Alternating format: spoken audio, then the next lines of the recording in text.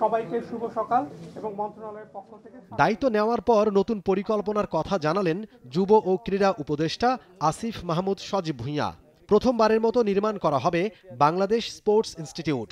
Centre of excellence স্লোগানে এই institute অবদান রাখবে ক্রীড়াবিদদের সামগ্রিক সক্ষমতা বৃদ্ধিতে। স্পোর্টস ফিজিওথেরাপি ইউনিট এবং টিস্যু থেরাপি ইউনিট।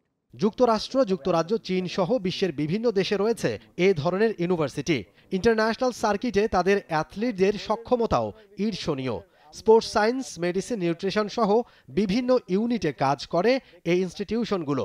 এবার দেশের ক্রীড়াবিদদের জন্য সেই সুযোগ তৈরির উদ্যোগ মন্ত্রণালয়ের। সঠিক প্যাড আর সঠিক তথ্য দিয়ে কেশু সামলে নিব এক হয়ে।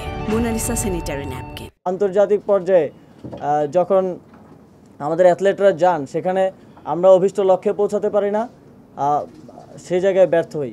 তার জন্যই পিক পারফরমেন্সের জন্য প্রশিক্ষণ দেওয়ার জন্যই স্পোর্টস ইনস্টিটিউট প্রকল্প নেওয়া হয়েছে এবং একই সাথে ক্রীড়াক্ষেত্রে বিকল্প কর্মসংস্থান, যেটা একটা আমাদের দেখা যায় আউটসোর্স করতে হয়, স্পোর্টস মার্কেটিং থেকে শুরু করে অনেকগুলো বিষয়, সেগুলোর জন্য প্রশিক্ষণ দেওয়ার জন্য এই স্পোর্টস ইনস্টিটিউট কাজ করবে। ইনস্টিটিউট নির্মাণের বিষয়টা আপাতত পরিকল্পনা পর্যন্ত। এখনও ঠিক হয়নি কংক্রিট কোনো কিছু, কখন হবে, কোথায় হবে, কিংবা কোন এক্সপার্টরা এখানে কাজ করবেন। কিন্তু প্রতিটা ফেডারেশন যেন উপকৃত হয় সেটা মাথায় রেখেই নির্মাণ করা হবে এই স্পোর্টস ইনস্টিটিউট। এখানে আমরা বায়োমেকানিক্স সহ যেই ব্যাপারগুলো নিয়ে কাজ করার কথা বলছি, এগুলোর জন্য যেই টেকনোলজির প্রয়োজন হয়, প্রত্যেকটা ফেডারেশনকে আমরা আলাদা আলাদাভাবে সেই টেকনোলজি প্রোভাইড করতে গেলে এটা আমাদের বাজেট স্বল্পতা সহ বিভিন্ন জায়গায় প্রতিবন্ধকতা আসবে।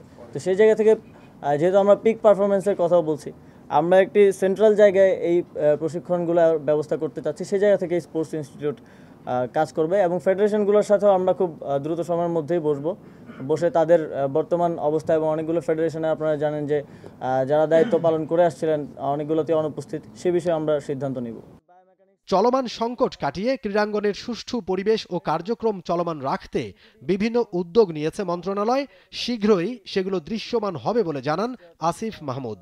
ক্রিকেট বোর্ড ও নারী টি-20 বিশ্বকাপ বিষয়েও কথা বলেন ক্রীড়া উপদেষ্টা।